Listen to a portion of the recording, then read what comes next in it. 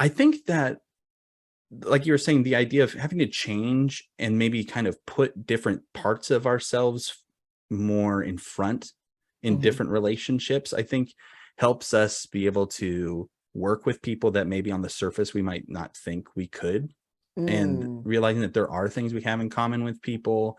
Yeah, I completely agree because in my business training women one-on-one is that if I didn't feel that immediate connection, I dig real deep to find it. If I feel like, I'm going to be able to help this woman, because if I can't find that connection, it is hard to create a relationship. Yeah. And everything in business, especially being an assistant or being a trainer where you're very intimate in the things that you talk about. And I mean, you get to see everything. Mhm. And you have to trust that person, and you have to allow them to come in and ask the questions that are important for them to be able to help you. Being authentic to yourself doesn't mean that it's all of yourself all of the time. And I think that if everybody around you has to change to fit you being 100% you all the time, Mm. then that's pretty selfish.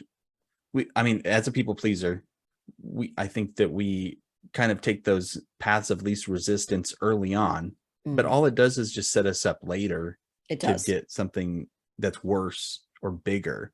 Because then, like, you eventually you can't keep it up forever, otherwise you'll be miserable. What I learned from your generation is how to work smarter, not harder. And when I see people that are my age or older that are still out there working so hard and they don't understand Income.